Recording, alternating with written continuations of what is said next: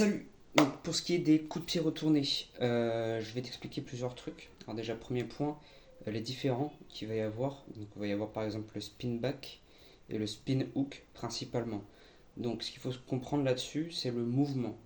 Le mouvement qu'on va avoir, par exemple pour le spin back, ça va être un mouvement où on va pousser. Ok. Et le spin hook kick, ça va être un coup de pied où on va venir faire un mouvement circulaire. Ok. Je te montre vite fait. Donc, pour comprendre le mouvement du spin back kick, déjà, je vais venir pousser l'adversaire. Je vais créer de la distance. Donc, je vais pousser. Pour le spin hook, ce que je vais faire, c'est un mouvement circulaire. C'est surtout pour donner de l'impact. Je ne vais pas créer de la distance, c'est surtout pour créer du dégât. Donc, je vais faire un mouvement circulaire. Ok.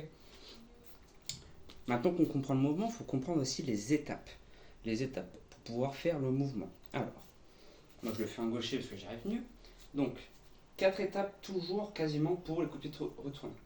Donc on va avoir le croisement des lignes. Okay, je vais tracer une ligne entre toi, hop, tac, et ta jambe avant doit franchir cette ligne. Okay. Deuxième mouvement, le pivot. Je vais pivoter et regarder ma cible. Okay. Ensuite, une fois que j'ai regardé ma cible, je vais venir armer ma jambe. Donc je vais venir la lever, okay, la lever pour ensuite aller sur l'impact. Je lève, impact. Pareil pour le spin hook.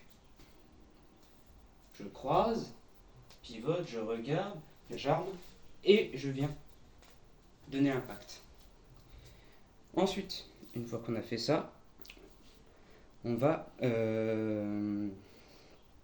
parler de différents trucs. Ça va être par exemple comment t'entraîner par rapport à la mobilité. Ça peut pas être facile au début, peut-être par un manque de souplesse ou de mobilité. Donc il y a différents exercices qu'on peut faire. Je te montre tout de suite. Donc par exemple, ce que tu peux faire pour la mobilité des hanches, c'est venir travailler sur des squats profonds. Donc tu vois, moi j'ai encore un manque de mobilité dans les chevilles, mais c'est pas grave, au moins ça travaille au niveau de la mobilité des hanches. Pas hésiter à bouger un petit peu, tu vois, le plus possible, etc. Ok. Ça peut être des mouvements aussi circulaires. Hop, tac, où je viens travailler comme ça. Hop, par exemple. Bien sûr, en le faisant dans l'autre côté. Ok. Tu vas voir aussi au niveau des étirements passifs, tout ce qui va être appui au niveau des grands écarts, par exemple. Ok. Donc au début, si t'es pas trop souple, bon, c'est pas grave, tu vas petit à petit. Hop, tu descends jusqu'à ce que tu sentes un petit peu d'étirement. Voilà, bon, je ne vais pas descendre trop bas parce que j'ai travaillé ça justement hier. Enfin bref, voilà. Pour tout ce qui est étirement passif, n'hésite pas à rester assez longtemps.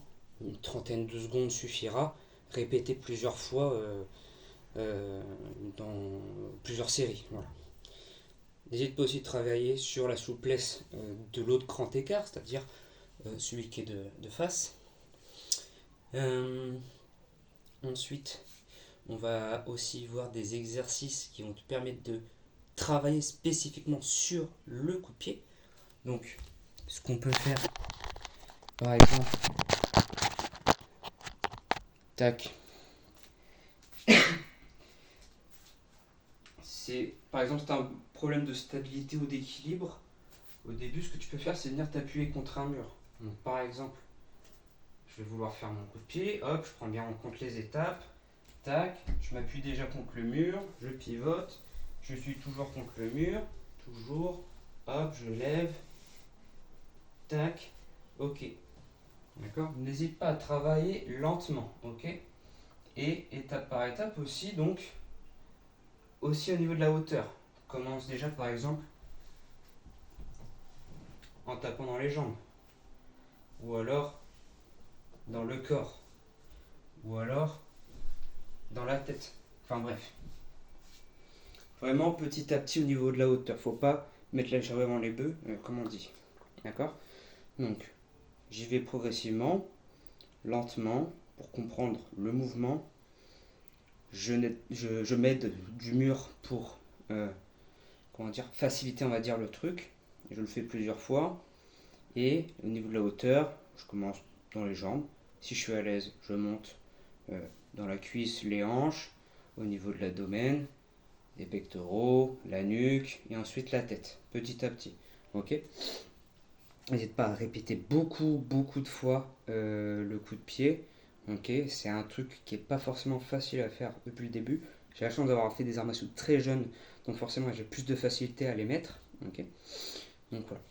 Pour ce qui est d'autres choses, c'est n'hésite pas à t'inspirer d'autres personnes. Donc par exemple, ça peut être des acteurs de films de combat, Jean-Claude Van Damme, Scott Atkins, Bruce Lee par exemple. Ok, n'hésite pas à voir comment eux font leurs mouvements.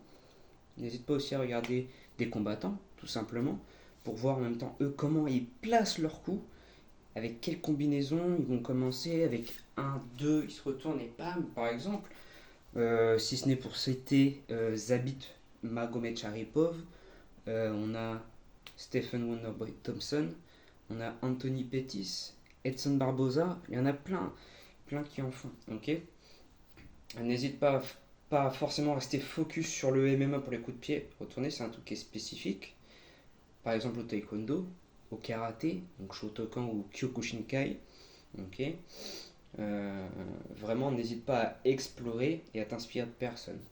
Après, c'est vraiment si je pourrais t'en conseiller une seule chaîne YouTube, ça serait celle de Wonderboy, donc Stephen Thompson. De toute façon, tu verras sur internet, il y a aussi des highlights de lui, etc. Mais sur sa chaîne YouTube, il explique vraiment bien. Il fait, comment dire, étape par étape, comment faire, et aussi tout ce qui va être combinaison pour les placer. Voilà. Euh, pour finir, justement, comment les placer, enfin comment moi je les place. Alors, j'ai deux principaux enchaînements que j'utilise.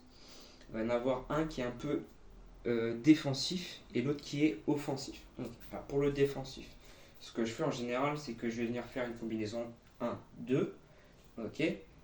Je vais reculer d'un pas pour aspirer mon adversaire vers moi. Donc là, ça va être la phase défensive. Et à ce moment-là, ce que je peux faire, c'est bouger ma main avant pour créer une défense de mon adversaire et ensuite venir mettre mon coup de pied. Ok.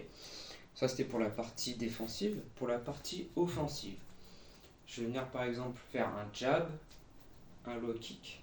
Et au moment où je vais reposer ma jambe qui a tapé, je vais venir enclencher directement un crochet, mais qui n'est pas forcément obligé de toucher. Ok. C'est juste le mouvement pour, pareil, faire monter la garde, pour ensuite, par exemple, hop, donner mon coup. Ok. Donc phase défensive, 1, 2, je reviens, jab, tac. Ok. Phase offensive, je suis là, jab, tac, hop, hop. Ok. Bon, c'est très rapide, forcément, parce que j'ai l'habitude, mais prends ton temps. Ok. Je récapitule.